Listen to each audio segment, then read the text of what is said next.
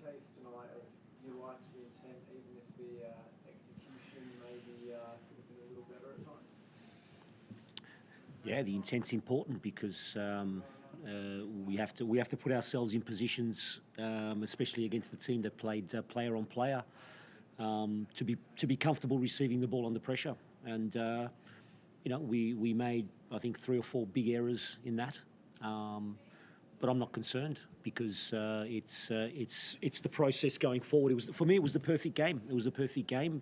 A team that obviously, again, pressured all over the pitch, and we have to be comfortable under that pressure. We have to learn to be that. So, for me, it was an important exercise tonight. They did press quite high up, particularly in wide areas early. You mentioned there it was a really, it was a good test for that. But when you were able to get the fullbacks higher up the pitch, particularly Ellie Carpenter down the right, it looked like you were able to break lines. Were you happy with how your fullbacks were able to, I guess, rotate up in? Yeah, look, the solutions against a team that plays that way is obviously to overload central areas and rotate through central areas out wide. But the obviously it's something we've looked at. We've only done it over 2.5 hours of work, and now it's about continuity. It's about continuity, and obviously when you want to play a game where you're breaking lines and preparing to break lines and you're playing under pressure, you are going to make mistakes, you are going to make errors, and I'm demanding this because for us to be at the top level, we have to be comfortable doing this. Do you feel like at times the players were, caught playing down the skinny side a bit too much, didn't quite get to open up the pitch as much as you would have liked? Yeah, absolutely. I mean, and again, that's all just your general positioning, and look, there probably is a little bit of a physical aspect to be able to repeat actions. You can see that we did 1 or 2 very, very good actions, and then we did 2 or 3 very bad actions. So, and that's just the period now that there's no continuity in play. There's no continuity in them sort of having that physical rhythm to keep going. So look, yes, it was an entertaining game. It could have been 6-5 or 7-6 or something. But look, for me, it was a very, very important test because a team that will play player on player in that manner. We have to learn to be better under these circumstances because a lot of teams will do this now in modern football. You came into the job saying that you do want a possession style game. Did they go a bit overboard tonight, or is that the level that you want to see going forward? What do you mean overboard? Just in terms of sometimes it look like their own rotation, they're still trying to overpossess.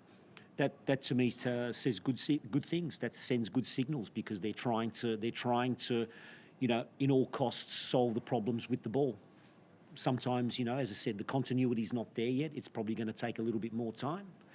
And there was some very, very good actions that we created. We created a lot of good opportunities, especially they were man on man at the back. So the opportunity was to actually play into the attacking line a little bit earlier and work underneath. And we broke them. I think there was 4 1-on-1s or 3 1-on-1s we had or something. I can't remember. I have to look at the stats. But yeah, and for me, the positive thing is a lot of their chances came from our errors, trying to play. That's positive for me. That's positive, and we just polished that stuff up, and we'll be able to play against the top teams. How long does it take to build a game plan like that, implement it with the squad? Because you don't get too long with them each time. So do you kind of have a rough idea of how long it will take? Yeah, the first thing is a belief and mentality. First thing, it's to fix this and say, this is the way we need to do things, and this is the reason why we have to do things. That's the most important things, the important aspect in that. And that's my job at the start, just to say, okay, we are going to be a team that's going to solve problems with the ball. We are going to be a team that's going to be proactive. And sometimes, as you saw, sometimes the solution was to go into the striker or go forward a lot earlier. But that has to be prepared. It can't just be at random, and that's the most important thing. How long does it take? Let's hope not too long. First goal for the Matildas as well. What did you make of her game? She seemed to have generated quite a few opportunities tonight.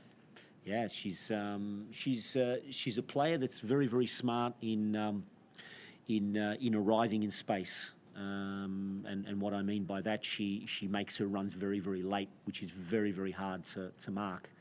And I think there was 2 occasions in the first half where she's made a really that we've just played a ball underneath the line and she's come underneath and arrived very, very late. And it's hard to mark, and that's a feeling. It's very, you can't coach that. It's a feeling, and and I think the more we put players in these situations, the more that they can feel to make the right decision. I think and be proactive and brave. I think we'll be better for it. You mentioned that you're a little bit anxious before the game. How are you feeling now after the first one? Did I mention anxious? Did I? Oh, anxious to just get going. I just wanted to get the football going. There's been a lot made, and it was a nice little test because to see how we'd go after 3 sessions. I've never been in this situation where I've had 3 sessions with a team and having to play a game. And so look, again, it was a perfect game for us to really learn and grow and take a lot out of. So good start. You mentioned that it's a perfect game. What are some of the things that you were really, really happy to see from the side, like rotations, transition? What are some of the things that you saw that you were really pleased, again, considering it's only... There was a couple of times, especially in the first half, that we tried to solve a problem through central areas. We were quite brave playing into central areas under pressure, and then obviously having that second phase, and then playing into either Amy or Amy Sayer or Gelnick coming inside, and we broke them, I think, 3 or 4 times with that, because we identified that they were 3-on-3 up top. So that's the sort of thought process where they see it on the park and they prepare it to go forward. And that's very, very important. I think there was times where we controlled the tempo, and that's really important to understand that moment to say, okay, now we now need to prepare a little bit lower or prepare in a different area to go forward. So there was for me a lot of good things, and the reality is that when a team, again, I'll repeat it, it's player on player. You are going to make technical errors. You're going to make technical errors, and they had 3 or 4 very, very good chances on the technical errors. Final 2 questions. Going for your overloads and isolations, very fast over the play. There was a moment where play through the back all the way through our half, and so drive all the way through Yeah. that shot.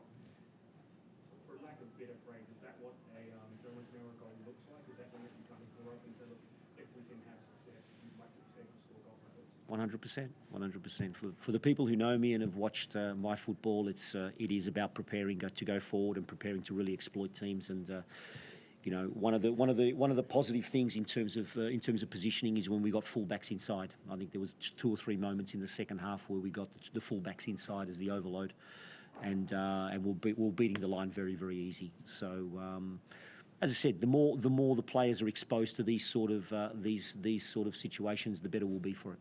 Final question. Tegan had a good game tonight. She's started international season really well. But you've got Mackenzie on the bench and you've only got 1 more game. Are you likely to play her on Sunday? Oh, we'll see. Mac has only had 4 sessions and 1 with us because she actually arrived late into camp. I'm confident with her, and we'll assess what's right for her. Obviously, she's now trying to get her place back at her club, and we just need to make sure that she's right and ready and go from there. But we'll assess it over the next 24, 48 hours.